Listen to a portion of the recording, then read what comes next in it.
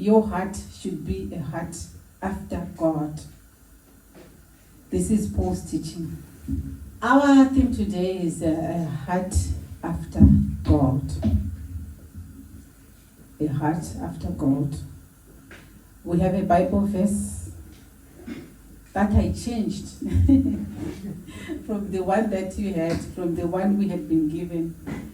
So I have Acts 13 verses 22. So let's all go to Acts 13 verses 22. I will read.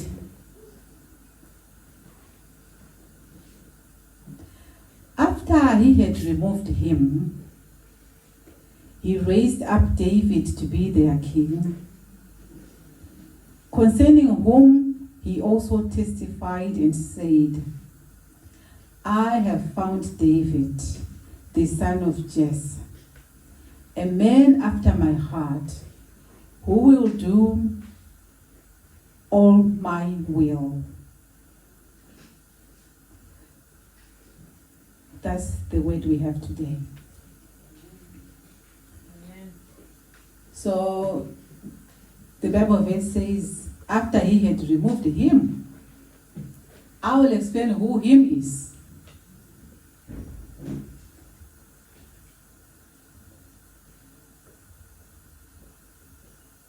I have a second Bible verse before I explain the Bible verse of the week. The second Bible verse is the one we have been given by the people who set the theme up. Psalm 63 verse 1. It says, You, God, are my God. Earnestly I seek you. I thirst for you.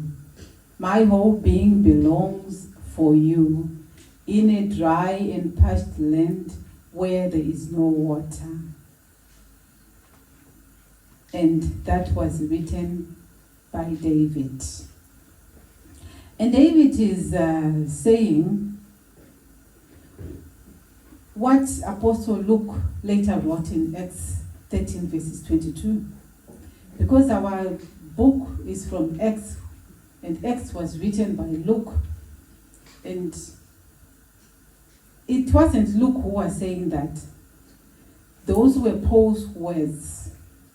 So as Paul was teaching, Luke was taking over, and then he became the author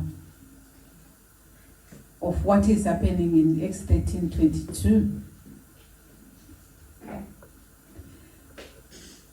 So I said Acts was written by Luke.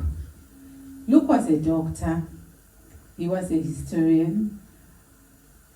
Because I think most of you think if somebody is doing God's will, they are not learned, they don't go to school. Well, he went to school. He was a doctor, he was a historian, he was also a follower of Jesus Christ. Just following Jesus, yeah, he wasn't one of the disciples, but he was following Jesus when Jesus started his ministry. Luke also then became a companion of Paul when Paul then turned over to Jesus. They went on journeys together doing God's work. So Luke wrote that Bible verse in Acts, trying to bring out a conversation that Apostle Paul was having with the new church in Antioch. This was a new church. So Paul is teaching the Israelites their own history. He wanted them to understand who Jesus is, because the problem was people not knowing who Jesus is. This is why he was put on the cross, because they didn't know him. So Paul, as he's teaching this new church, he's teaching the Israelites, he's touching on disobedience. Paul is emphasizing on how every heart of a human being should be a heart after God. Your heart should be a heart after God. This is Paul's teaching. So listening to what Paul is talking about, it's not just about for the people in Antioch. It's about us, because even us today, we have what? We have hearts. We have hearts. They had hearts, and he was looking for their hearts to be after God. So we still have hearts today. So we also want our hearts to be after God. After God. Yes, our hearts should be after God. So this was his teaching. A heart after God. That's the theme we have. And Paul is touching on a heart that should be after God. So he is teaching about us learning to obey God, us having that faith that pushes us to know that God is God. He doesn't change. No matter how we keep asking ourselves, were we really created by God? We ask that question, but we've gone for decades in the whole world. We have not actually known where we came from. I know we have historians here, but it's good because the book that we are reading was written also by a historian, Luke. And Luke didn't come up saying we came from apes, we came from microbes, from aliens, but yes, from apes.